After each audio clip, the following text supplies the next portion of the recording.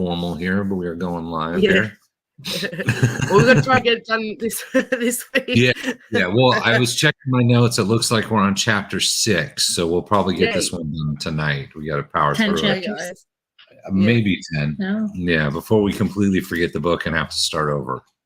Yeah. Nice. Let me see. What is it? Chapter 10. Yep. We're going from 6 to 10. So Nice. Welcome to the Dystopian Book Club. This is Slaughterhouse-Five Part 3, I think. I think this is Part 3. Is it? Yep. Yeah. Oh, okay. Yeah. No. We're looking at Slaughterhouse-Five, written by Kurt Vonnegut. He was American writer, humorist, known for his satirical and darkly humorous novels, right? Slaughterhouse-Five, or The Children's Crusade, A Duty Dance with Death was written in 1969, semi-autobiographic science fiction infused war novel by Kurt Vonnegut. So we're on Part 3. I think the first part we mostly spoke about the book, so the themes and whatnot. There's a lot to dig into, the narratives and the genre and everything behind it. So that was really the first night. And I think we got through chapter 1, which was the meta chapter where they talked about writing the book. It's like a chapter about writing the book more than anything. Second week we did chapters 2 through 5, and now we're jumping into chapter 6. So this one's been it's been I don't want to say it's been interesting. Yeah, getting through Slaughterhouse-Five. I think I traveled back in time at least once to the first night. I mean, and like I said, it does touch on those really deeper topics of free will, determinism, time, the way we perceive, the world, and really deep. They're deeper than you think. Right. You just read through the story, but when you start talking about the story, absolutely. I mean, we spent a whole night just talking about the story, and there's a lot in there. The determinism, the trail famidorians, you walk on a trail. Right, trail famidorians. Yeah, there's a lot in there. There's some mental illness. He maybe wrote it as a protest for the Vietnam War because it was occurring at that time. And, there's probably a few people that were going, I can't believe we're doing this again, absolutely.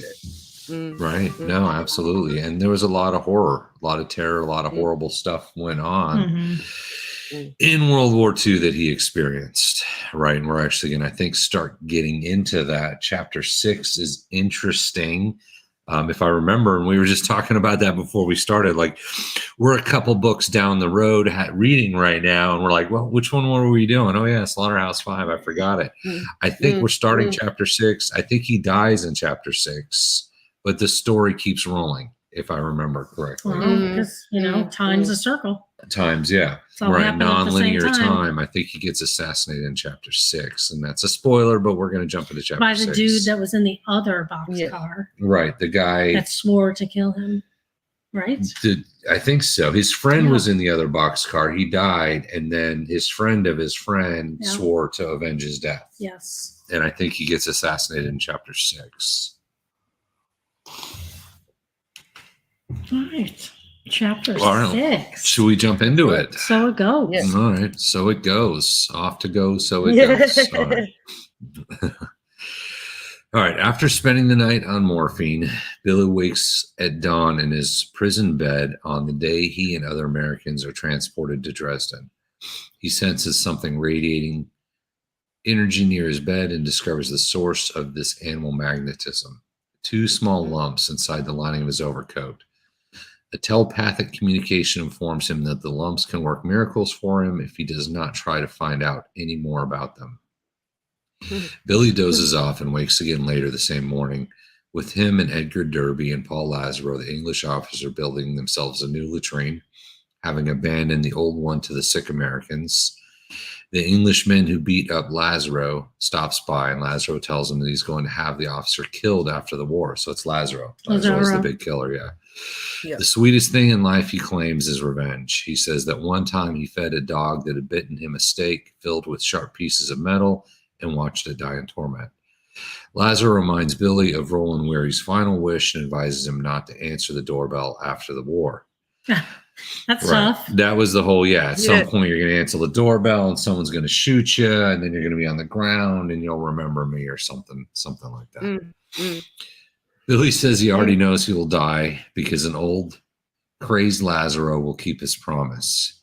He has time traveled to this moment many times and he knows he will be a messianic figure by that time, delivering a speech about the nature of time at a stadium crowd of admirers and granting them solace by sharing the understanding that moments last forever and death is a negligible reality. He speaks at a baseball park covered by a geodesic dome. It's 1976 and China has dropped a hydrogen bomb on Chicago. That would have sucked. Yeah, that's pretty grim. The United States has been divided into 20 nations to prevent it from threatening the world.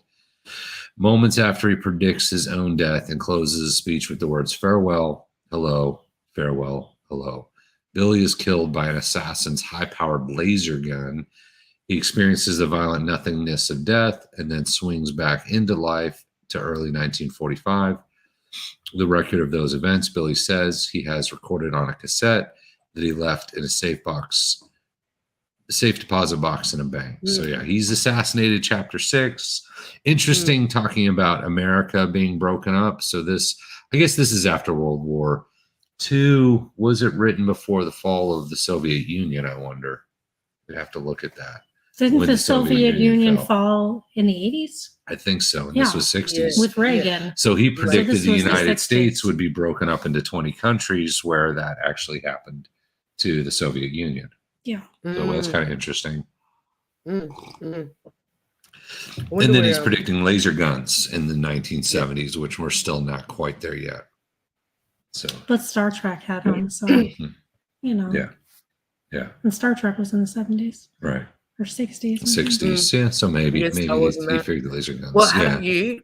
Sorry to break off the subject. No, you're good. No, please go ahead. Of the UK's Dragon Fire or something. Look, I'm looking into it. I've just seen little snippets here and there, and I'm just like, is this a spoof news? So I'm just trying to find a bit more other sources. But yeah, I've seen it on I think even Reuters. And they've got a dragon laser, like a laser thing. Wow! So they're out there. Yeah, yeah. He's a little early 1970s, but yeah, that's crazy. Yeah.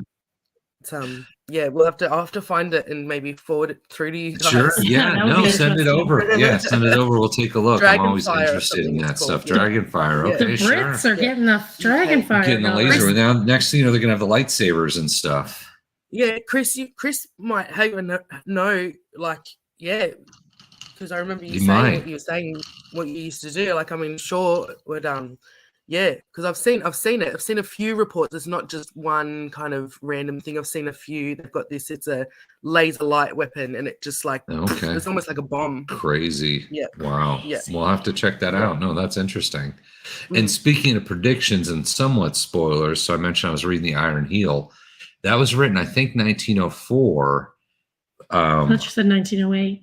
Maybe 1908. Because that's the year my grandfather Could be 1908. Yeah. In the book, we go to war with Germany, and Germany attacks Honolulu in a sneak attack. Well, in World War II, Japan attacked Pearl Harbor in a sneak attack. Yeah. So, sort of weird that he kind of predicted that. Wrong country, but still World War II, Germany, Japan. Yeah, kind of reading that that's weird. Yeah. That's kind of weird. Hawaii is kind of America's stepping stone into the Pacific arena. So right. They've got the Philippines and stuff a bit used to anyway. But no, it was just kind of interesting. People predicting stuff. I'm like, that's weird. Did he just say they attacked? I wouldn't have predicted cannibals. Right, we would have gotten cannibals. No. Yeah, we were talking about cannibals earlier. So interesting in that book. So he had some prediction. I think it was worth pausing at some of his predictions of the future. Nuclear bomb in Chicago, laser weapons, geodesic domes, all that great stuff. That's why the dystopian, the older books, Dystopian are fun. They've got that You know, would they get Right. what didn't they? They're throwing out predictions out there, trying to imagine, in a way that's not really sci-fi. Like we talked about that for a long time on this book. So I mean, sure, he's got aliens, sure, he's got time travel, but is it really sci-fi? Maybe not. Maybe not actually. Not in the same way that Star Trek is sci-fi. Not so much. Star Trek's just a whole bunch of people talking on flip phones. Yeah, right. They all got their flip phones. That was like, the early 2000s. All right, we passed that. We passed that. We passed Star Trek. Right. They got their little Bluetooth. Their little razor phones. Razors and Bluetooth, and they think they're all futuristic. Right. Like, we got that. Been there, done that, gone past it. Sorry, Captain Kirk. Yeah. Right. Yeah. Computer. right, exactly. And Alexa, right? Alexa would be computer. Alexa still can't give us an Earl Grey though. Can't get you the coffee. It does, or the tea, right? It doesn't have the replicator. But he was all like, computer, design me this. And they kept like, computer. Like now you got Alexa, and people can do that. Yeah. No, it was great. There's actually a book called Trekonomics, and it explains and the replicator, if they didn't have the replicator, the entire Federation's thing would pretty much not be able to exist the way it does. Right, sure. Yeah, no, I could see that. Right. Yeah. It was that ability to produce. Right. No, I could believe that. Right. Yeah. Yeah. Where are they going to get all their food from? Right. No, but it goes to show how fiction can inspire further ideas and thoughts. Like, we're going to be moving to 1984 next, and talking about predictions. How many of these? And he probably wasn't even predicting. He was just, just making up an alternate reality. Right. Which is darn near now. Right. Which is pretty close to now. Well, and even Iron Heel is very now. It really is. I mean, all the stuff they're talking about, it's kind of spooky now, but not like in a fun way. 125-year-old book. Right, not in a fun way. Yeah, it's revolution, and it's a bunch of... I'm not sure any of these books you pick are fun. I wouldn't categorize them Slaughterhouse-Five as a light read. Fun for the whole family. Right. Read it to the kids. Yeah. Bedtime story. Let's talk about bombing Dresden, kids. Yeah. And, all right. And firing squads. Firing squads. Tonight's lesson is firing squads. Actually, did you have a note about chapter 6 before we kind of quite move on? Oh, sure. Yeah, no, I was halfway, but go for it. In there, I think it says chapter 6 in my notes, but he talks about the way that German commander, he's an American, but he turns on the Nazis, he turns and he writes all that propaganda about the Americans and stuff. However, I feel like Vonnegut used that as a way to make his own critiques on American society, particularly in the way that he describes how the Americans are made to think of themselves when they're poor. And he goes through and and how it's all your fault and all these other things, instead of that it's actually systemic issues that are helping to keep you down. It's a balance. Obviously, you've got to be proactive in your life, but if you weren't so trapped into the what only the wealthy corporations and companies can supply, and you could get it all yourself, then you would be richer. Doesn't matter if you've got this, but because you can't supply that yourself, you have to have this, and so then you're trapped into the giving more to the wealthy, and it's almost like a script economy. And but they hide that from you by blaming you for being poor. Like, if only you just So anyway, I don't know. If you only tried a little harder. Right. Yeah. And, no, absolutely. And look, it's a balance. It's definitely a balance. But there's there's definitely. I think you guys are seeing it. Like, we're all seeing it with the wealth divide. Just and the whole pandemic was taking over the whole, that all the small businesses got shut down and only the corporations were allowed to stay open. And So anyway, it was interesting the way he was describing, and so maybe more people can get that lesson. Yeah, no, absolutely. Well, and Iron Heel is all about, because it's basically a socialist revolution in America. And yeah, they go deep into kind of waking people up. And once again, 1908, waking up people up to the system, the oppression of capitalism under an oligarchical government. And the idea is, yeah, there's the oppression, and you've got the churches and the rich are kind of living up high, and they don't really understand the poverty of people. So that is something part of that. That's kind of a deep part of that book. Yeah, absolutely. Seems like a common theme through the ages, really. Yeah, right. Here we are now, and yeah, you could redo any of these books now. You know. Yeah. No, absolutely. All right. But sorry to. No, don't. That's what we're here for. Yeah, that's what we're here for. Yeah. All right. After a lecture on personal. No, go ahead, please. It just struck me, because we were just always, blaming, celebrating all the millionaires and stuff like that, and all the billionaires now. Right. They're in the billions now. Soon it'll be trillionaires. 10 years from now. That's my dystopian prediction. They'll all be trillionaires. It's all made up in a way. Right. Yeah. Right. Absolutely. All right. After a lecture on personal hygiene by an Englishman in an election in which Edgar Derby is named their leader, the Americans are shipped to Dresden. Arrayed in his fur satin coat and swathed in cloth scraps and silver boots left over from a production of Cinderella, Billy looks like the war's unwitting clown. When the boxcar opens, the Americans gaze on the most beautiful city they have ever seen, Oz, says Kurt Vonnegut, who is in the boxcar too. 8 sorry, broken down German soldiers guard 100 American prisoners. They're marched through the city to a former slaughterhouse that will serve as their quarters. Billy is amazed by Dresden's architecture. The city is relatively untouched by war, with industries and recreational facilities still operating.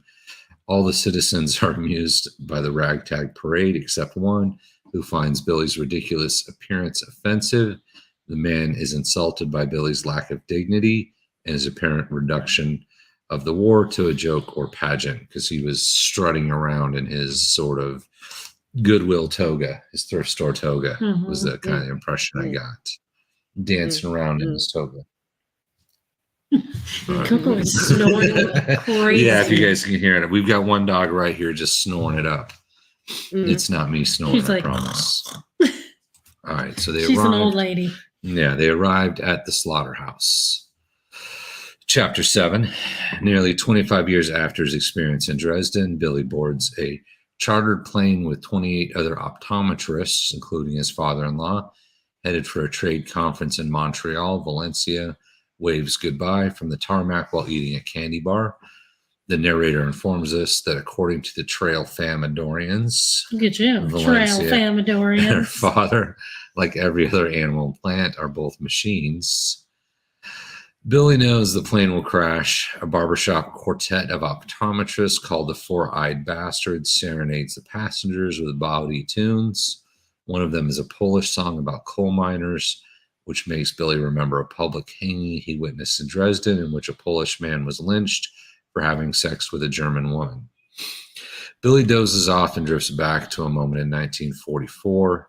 Roland Wary is shaking him. Billy tells the Three Musketeers to go on without them. The plane crashes into Sugar Bush Mountain in Vermont, and Billy survives with a fractured skull. Austrian ski instructors wearing black ski masks arrive at the scene. As they check for signs of life, Billy whispers Slaughterhouse-Five in German. They've got it there.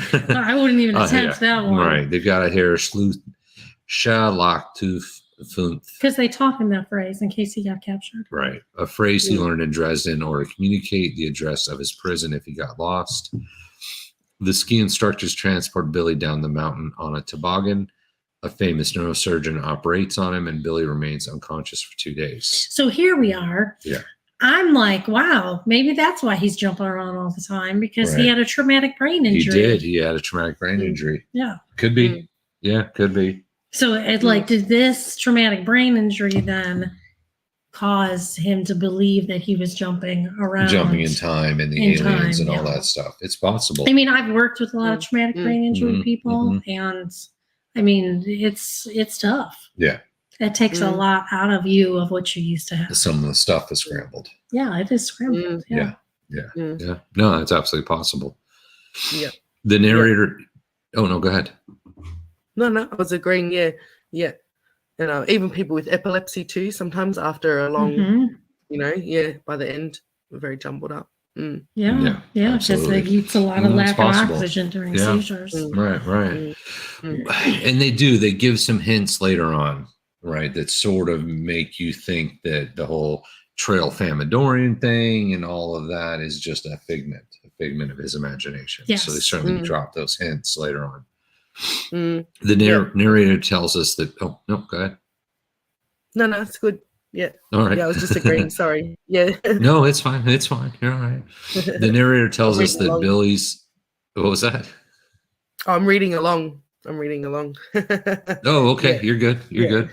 Billy's convalescence is filled with dreams, some of them involving time travel. He goes back to Dresden and his first evening at the slaughterhouse when he, Edgar Derby, and their young German guard, Werner Gluck, accidentally opens the door onto a shower room full of beautiful naked girls. Oops. Right. Wrong room, guys.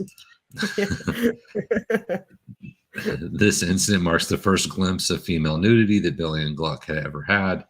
The three men finally make it to their intended destination, the prison kitchen. The cook regards their sorry condition and declares all the real soldiers are dead.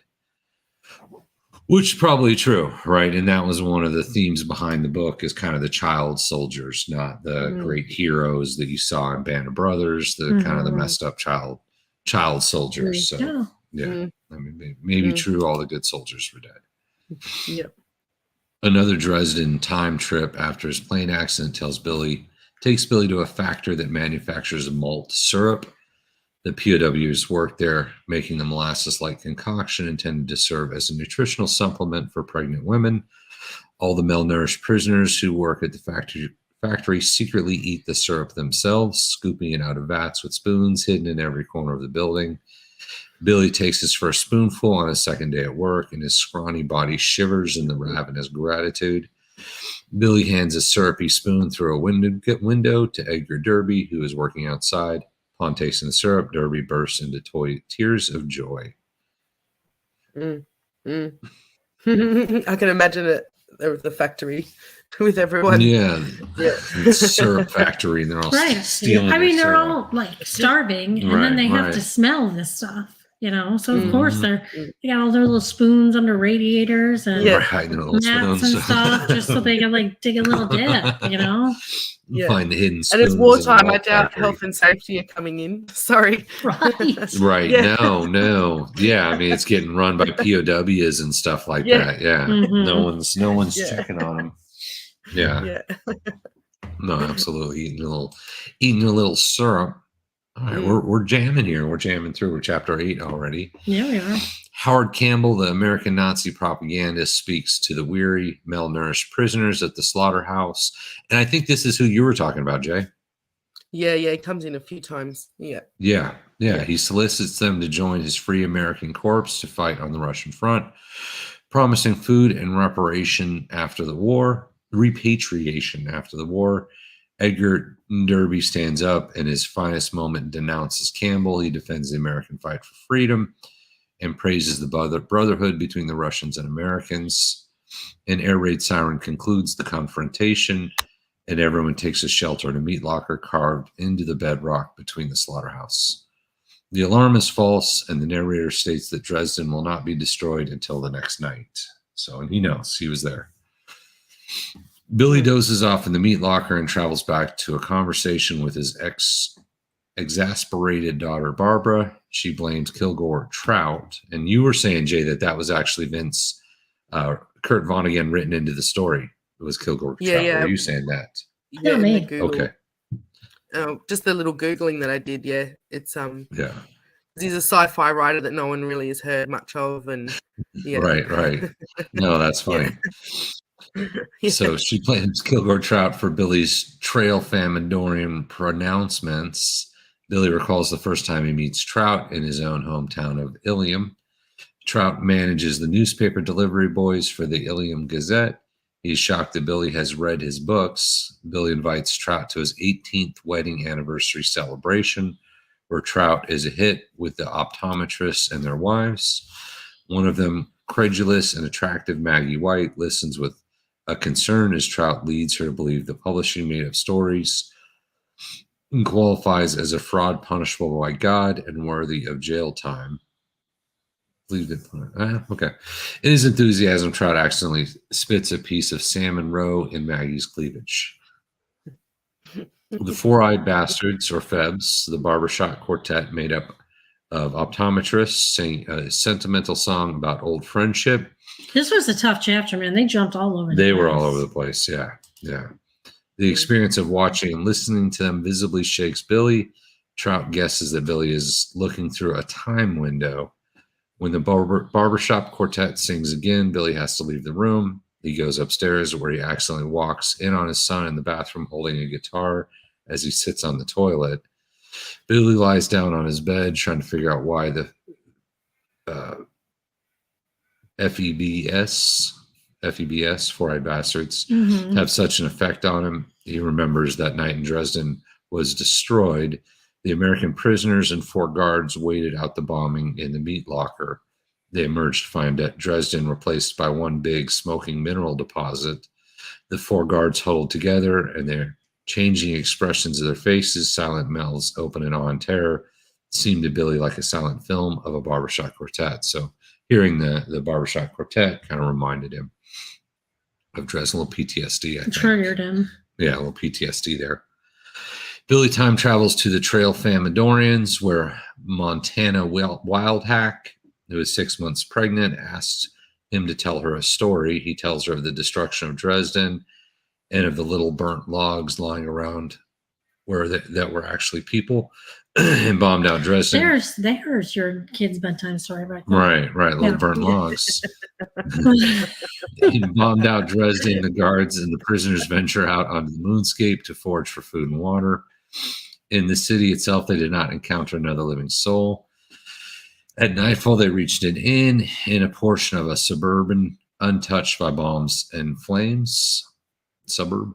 The blind innkeeper and his family know that Dresden has been destroyed. They give the prisoners soup and beer and a stable to sleep in for the night as the prisoners prepare for the bed. The innkeeper says in German, "Good night, Americans, sleep well." Did you get the Jesus thing about the stable to sleep in? Sleeping in the stable. Yeah. Put Mary in the stable to have Christ. Right. Yeah. You can't stay at the end, but you can go into the stable. Yeah. I like it. Yeah. I was looking at some of the analysis here. I think we hit enough of it. Any thoughts on chapter 8? We're blowing through it. That's okay. We'll finish maybe even a few minutes early here. I doubt it. All right. We'll keep going. All right. Chapter 9. Hysterical Valencia drives to the hospital where Billy's recovering from the plane crash. She hits another car on the way and drives from the scene of the accident without a functioning exhaust system. This is so sad. Yeah, she pulls out in front of the hospital and passes out from carbon monoxide poisoning. Her face is bright blue. She dies 1 hour later. So the guy in the accident kept going anyway, and the carbon monoxide. She was going because he just got in that helicopter, right? Plane crash. So she's going to see her husband freaking out. Yeah, just want to get there as fast as possible and slowly killed herself in the process. That's sad. That's sad. Yeah. So shows how tough the cars were back then, though. She has an accident to the point where man. Still driving, Yeah, big rig hitch, and you can still be still going in your 1976 Chevy. Right. yeah, they were tanks back then. Oh, bless her. I liked her as a character. I liked her. I kind of, she was humanized. She wasn't just Billy's wife. He brought her in quite well. Yeah. Yeah, no, absolutely. And welcome, Belladonna. Says, miss you last week. Here now, though. Great to have you. Yeah, we're working through it. This is right now is all that matters. Right. And right now is all that matters. Absolutely welcome. Yeah. Very Malfadorian there for you. Right. Yeah, exactly. Billy is unconscious, time traveling, and oblivious to his wife's passing. In the next bed, an arrogant Harvard history professor named Bertram Copeland Rumford is recovering from a skiing accident. Rumford is the official Air Force historian, and he's working on a condensed history of the U.S. Army Air Corps in World War II. He has to write a section on the smashing success of Dresden's bombing. Oh, yeah. Right. Huge success, despite the fact that some of his sources characterize it as an unnecessary carnage. When Billy first regains consciousness, everyone thinks the accident has left him a vegetable, but behind his catatonic facade, he is preparing to tell the world about Trail Famador and to explain the true nature of time. Billy tells Rumford that he was in Dresden for the firebombing, but the professor doesn't want to listen. Billy then travels back to a May afternoon in Dresden 2 days before the end of the war. And that was kind of interesting because the guy was like writing a book or something about the Dresden bombing. Was he reading it or he was writing it? No, he was writing it. Yeah, and didn't want to hear anything about the guy that was sitting there that's like, I was there. Right. Like, no, you weren't. Shut up. No, he was an arrogant professor. Right. He knew everything. He knew everything there was to know about. He's like, no, I was there. Yeah. Yeah. And he goes like, oh, he's just echoing what we say, but Billy's the one who says it first, but his daughter, and it's his daughter repeating it. It's like, oh, he's like trying to insist. Oh, he's got echolalia. That's the only reason why I can talk. And then I remember that. Yeah. Right. Now, I know his wife didn't make it to the hospital, but didn't she visit him in the hospital earlier? Was that when he came back from the war? Because I feel like there were 2 times he was in the hospital in the story. She visited him in the hospital before she was married to him. Okay, that was when he got back from the war. Yes. Maybe. Okay, because I thought there were 2 hospital scenes. Because I think they talked. He said like he self-admitted himself to a mental health. Was that it? Okay. Place. Okay. And that's where he met this guy who got him onto Kilgore Trout's books. Yeah. Okay. And, I thought there was a separate hospital scene. And he had to cover his head with his mum because he was ashamed. Right. We were talking about that. Yeah, kind of weird. He kept hiding. Yeah. And I'm pretty sure Janet, she used to visit him there too. His wife, I think. Yeah. Okay. No, I thought there was. I thought there was a separate scene.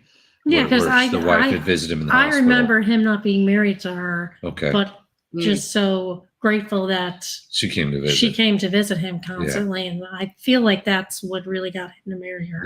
Yeah, absolutely. Yeah.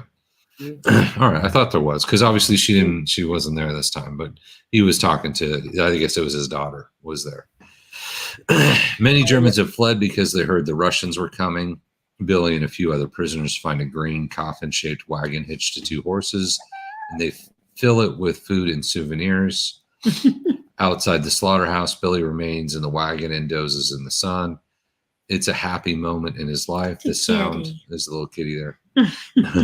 The sound of a middle-aged German couple talking about the horse awakens them. The animals' mouths are bleeding, their hooves are broken, and they are dying of thirst. Billy has been oblivious to the poor children until now. The couple makes Billy get out and look at the animals, and he begins to cry his first tears of the war. Back in the hospital the next day, Rumford quizzes Billy about Dresden. Billy's daughter, Barbara, arrives and takes him home. She places him under the care of a live-in nurse. Billy's message cannot wait any longer. He sneaks out and drives to New York City to tell the world about the Trail Famador. So, yeah, I mean, that was just after the head injury, right? Because he had the plane crash, had the head injury, and now he's like, all right, I got to tell everybody about these. So maybe that's the time. Once in the city, Billy No, sorry, go ahead. No, sorry, I was just agreeing. Yeah, I was just agreeing. Yeah, no, absolutely. Absolutely. No, you're good. No. Jump in, shout out. Once in the city, Billy goes to Times Square. He sees 4 Kilgore Trout books. So this was, I think, where he sort of kind of fantasized it all, maybe. This is where I think he came up with the idea for Trail Famidorians. Right, yeah, is the bookstore. Mm-hmm. So Billy goes to Times Square. He sees 4 Kilgore Trout books in the window of an adult bookstore and goes in to read them. One of the books is about an earthling man and a woman who are kidnapped by aliens and taken to a zoo on a faraway planet. Which is what he claims happened. Which is the exact story, right? Yeah. While inside the shop, Billy glimpses the headline of a pornographic magazine, what really became of Montana Wild Hack. Which is the woman who was in the zoo captured with him. Right. So he just gets out of the hospital for a brain injury, goes to the bookstore, and boom, Trail Famidor story comes up. Yeah. Billy glimpses, we saw that. He also sees a few seconds of a pornographic movie starring a teenage Montana. There happens to be a radio station near Billy's hotel claiming to be a writer from the Ilium Gazette, which was obviously Kilgore Trout, right? No, I guess he distributed the papers. He wasn't a writer for the Gazette. He worked for the Gazette. Billy gets on a talk show panel of literary critics discussing the state of the novel. Billy waits his turn, then speaks about Trail Famidor and Montana Wild Hack and the nature of time. He's escorted to the street and makes his way back to his hotel. Then he falls asleep and time travels back to Trail Famidor, where Montana is breastfeeding their child. She says that she can tell that Billy has been time traveling. A silver locket hanging beneath her bare breast bears the same inscription, the Serenity Prayer, as the plaque in Billy's optometry office. So you can kind of see where it's all. Yeah, he's taken all these bits and pieces into his brain. Yeah. And even though the actual abduction on the timeline hasn't happened, but you can see if this is from the accident, it's obviously slowly building up in his mind enough to then have that kind of real hallucination even later on. Because I think it's later on it happens. Yeah, no, absolutely. No, I think that's absolutely. And since there's the time, the non-linear time of the novel, even though that happened in chapter 9, it could certainly explain going all the way back through. Yeah. Or not. The writer could have bought something else. Or not.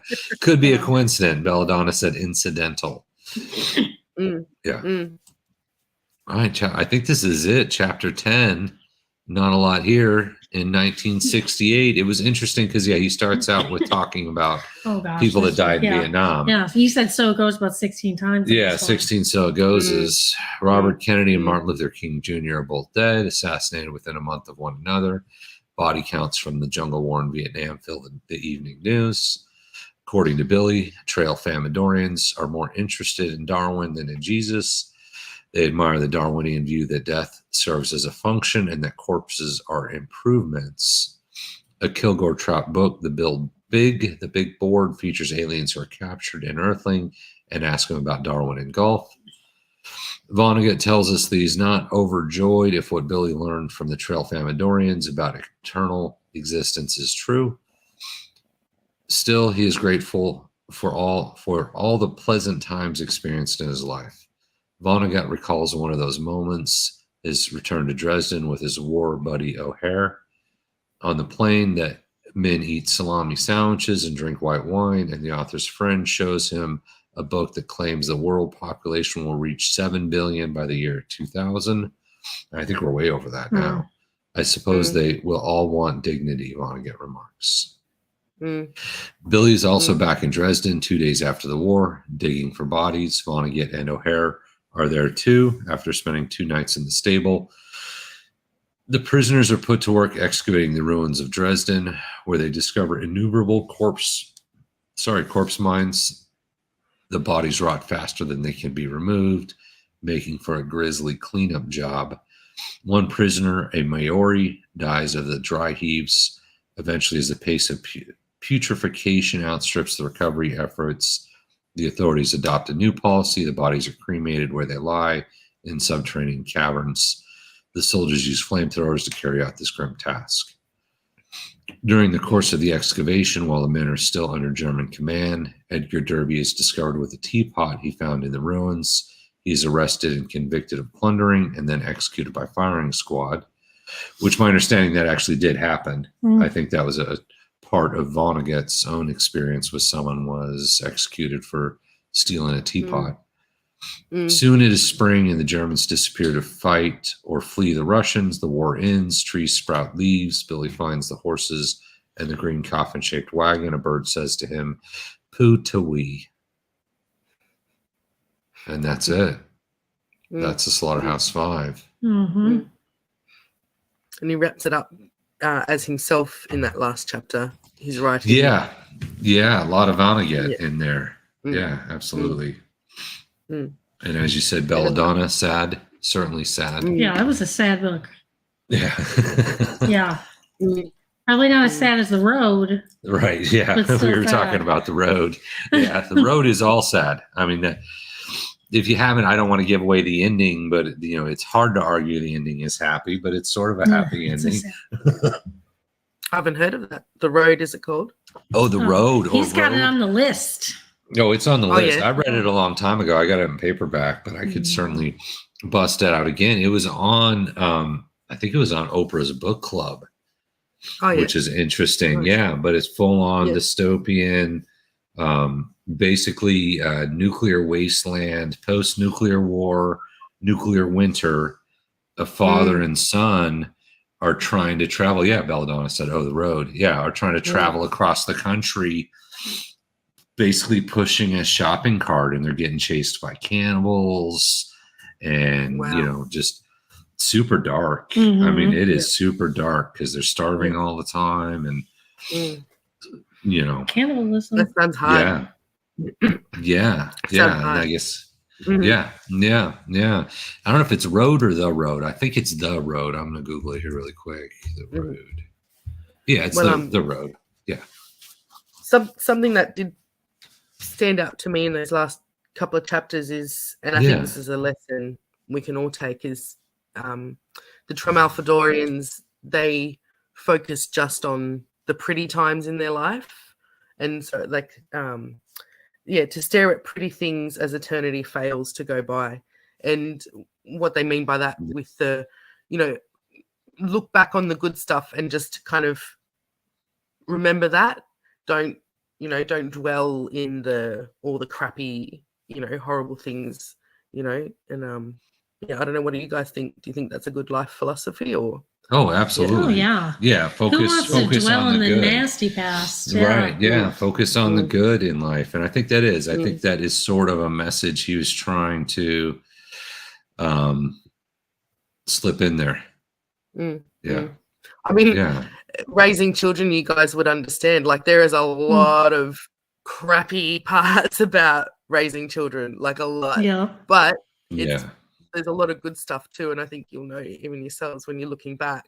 You're remembering, the good times you had with your kids and the family stuff, and you focus less on the cleaning vomit off the carpet at 3 in the morning. Right. Yeah. You forget about that stuff. Yeah, you do. You forget about that stuff. Yeah.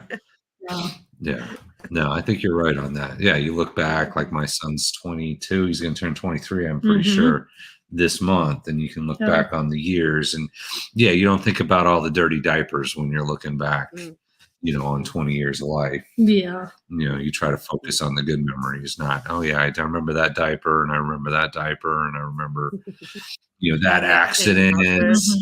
You try to pick out the good memories of all of that. Absolutely. Yeah. I think a lot of times people remember the bad stuff of their childhood because it's the trauma. Trauma sticks. Yeah, the trauma sticks with you. A trauma will stick with you at 5, where all the good stuff at 5 might not. Yeah.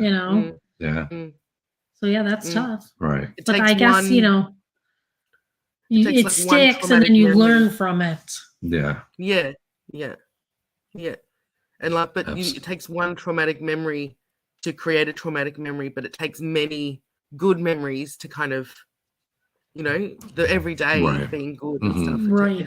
If every day is not good, then you can't remember. You remember the bad maybe, but No, I think that's true. And Belladonna had a couple here. We've got amazed he was perceived as mostly sane and normal in life and society. Yeah. Was that Vonnegut or the character in the book? I think both, maybe. Yeah. Oh, yeah. Yeah, like you were saying about it last week. how can he be an optometrist if he's constantly time traveling? Yeah. Right, constantly time traveling. You're like, I wouldn't go to that dude to check my eyes. I'd be wondering if you got my script right. Right. Yeah. Yeah. And Belladonna was saying, my baby's 21 too. Yeah, they grow up fast. My oldest is going to be 27 this year. Taylor, 27. Nice. Yeah. Yeah. How old are your kids, Jay? She's 19. She'll be 20 in April. So. Okay. Yeah. Same. Yeah. It goes fast. It really goes fast. And then Belladonna says, "You're 41." Yeah. Belladonna and father-son relationship sucked, apparently.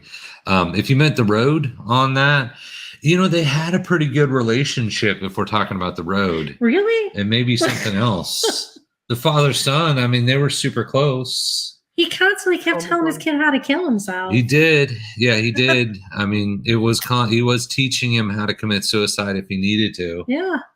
Yeah. Well, I mean, it was the context. I wouldn't take that as a good relationship. The context of the story, it was a loving thing to do at the time. I mean, yeah. Pretty shows you how tough the situation would have been then, Right. They were constantly being hunted by cannibals. So he's like, hey, if you're going to get caught, this is what you do. Yeah. All right. Well, 1984. You finished it. I finished it. You're working through it, Jay, or you're close? Yeah. No, I'm working through. I'm not up to part 2 yet. Okay. Do we want to do 2 weeks, or do we want to go for next week? Whatever's easy. Yeah, whatever's easy. Okay. All right. Doesn't matter to me. All right. Well, we'll go for next week. It's not like I'm going to forget it. Yeah. Right. Yeah. It's burnt in. It's part of the trauma now. No, I mean, it was way better than this one. Yeah, it's better than this one. Was tough. This one was morbid, and it was tough. I just didn't care for how he wrote, and I'm sure. I mean, he's got a lot of writing books. under his belt, a lot of books. So I'm sure people love it the way he writes. He's got his fan base. I also don't like the way Stephen King writes.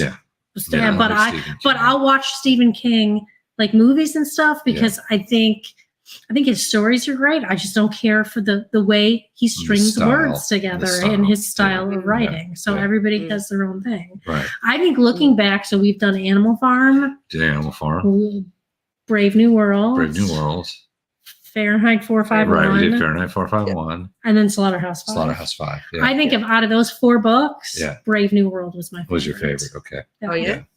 Yeah. And I started that book, and I was chapters in, and I'm like, I hate this thing. You did. You hated that one at first. But I really got invested in the characters of Brave New World. Yeah.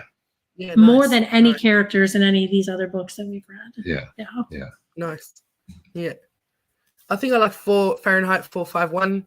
Out of all the, I mean, I enjoyed Animal Farm too, and Brave New World, but I feel probably because my thing at the moment is knowledge and preserving truth and knowing what is real and what's not, and that censorship of the government giving only one version of truth, and so it's kind of forefront of my mind. Right. Mm-hmm. It struck a nerve with you. 60 years ago, and he's talking about it. Yeah, right. And here we are. Yeah, sort of living through it now. Living the life. Yeah, absolutely. What was your favorites out of those? Yeah, I don't know. I mean, I don't want to say I like them all, but I mean, I kind of have. I kind of did like them all. I mean, Animal Farm is certainly fun. I mean, Orwell is a great writer. Mm-hmm. See, Animal Farm for me, I just couldn't get past the fact that with the piggies. Yeah. Like in mine, I have such a spot in my heart for pigs. Yeah. That I don't care what they represented in that book. Those pigs could have whatever they wanted. Right. Pigs did nothing wrong. They did nothing wrong. Well, I mean, if Snowball had have been the one, if he hadn't have been run out and he had have been able to, because he was quite, fundamental. I think a lot of his politics were good, and then the authoritarian pigs came in. So maybe if Snowball had have been able to be the one to lead, maybe it would have been. Would have been a different book. Yeah. He still deserved all the milk. Right. Piggies get all the milk. I give the piggies the milk. All right. Piggies can have the milk. Mm-hmm. I liked Slaughterhouse-Five. We just finished it. I mean, there was the time travel and there was jumping around, but I mean, as much as you can such a dark story, I think appreciate's a better word. As much as appreciate. I had a hard time focusing. It was a lot of jumping. Around.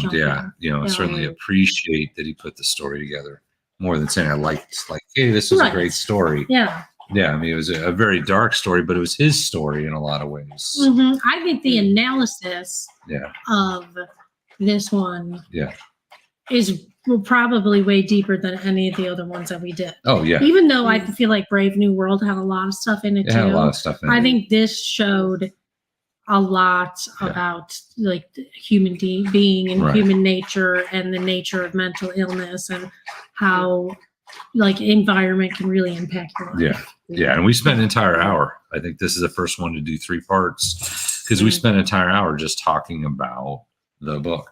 Yeah. And I think it certainly deserved that. Yeah. I mean, I don't regret reading it. I think it's totally worth a read. I think if you have a list of books that you should feel like you want to read in your life, a bucket list, this will be one of them just because it gives you a sense of, what does some people go through traumatically that's, probably 90% of the world has never gone through and never will go through. Yeah. So it helps you walk in other people's shoes. Right. Yeah. Yeah, because it was sort of autobiographical, I think. Mm-hmm. Yeah. There's a lot of truth in the time travel, aliens, laser guns, sci-fi. There's a lot of truth in the story. You're going to turn into that guy from Ancient Aliens with the hair. With the hair. The hair is going to be lifted up. Yeah. Right. Aliens going to start taking it. Right. The aliens will get you. Yeah. I think it was the truth in this story. I mean, I like Animal Farm.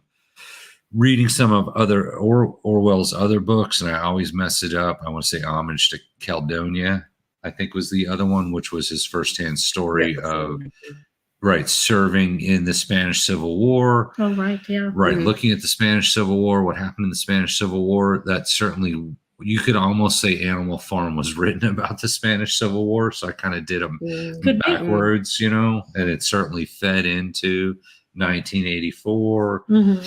So that's another one of those good book, really was more of a historical, it was just his story, kind of like Slaughterhouse-Five is the story of his involvement in World War II. The Homage, I got to check my Kindle because I keep messing up the name. Homage to Caledonia. Let me look it up here on my phone because I have the app. Caledonia, yeah. I mean, that was no sci-fi. There were no aliens. Okay. There were no. It's more like a history book. Right. There was no time travel. Like watching the History Channel. Yeah. Nice documentary. Right. Kind of like you were watching a war movie or something, basically, as he was telling his story of he was an anarchist and he was fighting against the fascists and they had crappy guns that didn't work. And, I mean, the fighting was almost a joke in that he's like, the armies never got really close enough together to hurt anybody. And nobody's guns worked. Oh, thank you, Belladonna. That is awful nice of you. Totally not necessary, sweet. But appreciate that. Pay for some internet. Yeah, no, thanks. Appreciate that. Absolutely. But I mean, and it wasn't the fighting, even though he did get shot. Like during the war, he did get shot. I think it was in the throat and ended up going through the hospital system, but it was more about the struggle of not just the anarchists, but his group and the people going through the Spanish Civil War. I mean, it was more about the struggle than the fighting, right? More about the lice and everything and bad conditions. And I think Hollywood focuses on the glory of fighting, right, and not the minutia of what people are living through when they're doing it. Yeah. And that's what affects you mentally. Right. And that's what you carry with for your whole life. Yeah. That's what, these books are focusing on is that part of it. The human, the actual human side, part not of the it. storming the hill and all that kind of stuff. Yeah. Yeah, absolutely. And you can see that story in Animal Farm, which is to say it was this revolution, which is Animal Farm started out as the animals revolting, and then their kind of own leadership turned against them and re-enslaved them. Right. And that's what sort of happened in the Spanish Civil War, is they started this big civil war, but then their leadership kind of sold out to Russia and, you know, kind of started imprisoning everyone that had been fighting on their side. Which is a big so they theme kind of turned of against themselves. These leaders, actually, they're part of it. It's because they have the desire because they want to be in charge. Right. But when people get in charge, unless you're very level-headed and unless you understand really equity and equality for people, then you're gonna, you know, care about yourself and your other leaders more than you would anybody else. Which is what I wrote my dissertation on. It is, by the way. Right, So, Nice. Yeah.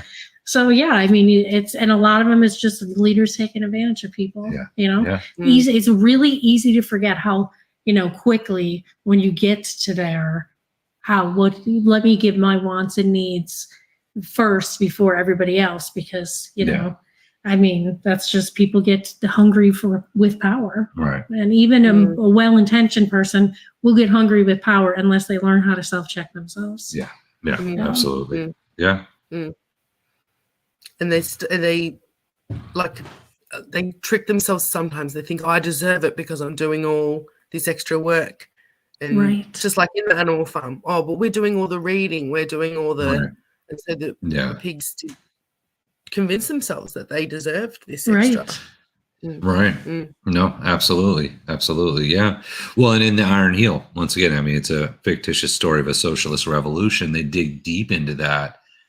And there's the main character who is well-spoken, and he gets into a lot of debates with people. And eventually, you know, he gets into a debate with a group of people that are all the industry leaders, and he explains they're capitalist industry leaders. And he's like, you have all failed the people at governing because there's child labor and there's it's unfair. You know, the workers are living in poverty. You're unfair taking all the profits. Yes. And it's all the problems we had in the 1900s. Right. Saying it's you have problems all failed. We have now too, though. Yeah. And he's like, you're greedy. You have all failed. Prove me wrong. Basically, it's that prove me wrong guy, but in the 1900s, prove me wrong. Anybody tell me how you can justify that there's children dying in the mines and you guys are all ultra rich and powerful and you run this world. Far away from it, and they're only answering to their stakeholders or their consumers or what their consumers want. And you see that so much even now. You know, people say, I want, like, I had someone on my Facebook this year who said was so upset because they went to a local farmer and they were going to get a turkey, like a heritage turkey from a local farmer, and they wanted $100 for this turkey. Which is what we'd have to sell. They're like, they're ripping me off. And I'm like, they're not ripping you off. First of all, it costs like $15 just to buy that chick. You know, and if you're going broad-breasted, they need artificial insemination to be able to, you know, even get the egg fertilized. You know, so either way, if it's heritage or if it's broad-breasted, you're still paying $15 minimum. Then you have to feed it. And turkeys eat a lot. You know, they're eating at least $30 a feed at minimum. Oh, at least, By the time you are done with bedding and making sure that, you know, it's like $50, and then you have to have it processed. Farmers, small farmers, not gigantic commercial, are not making a ton of money on it.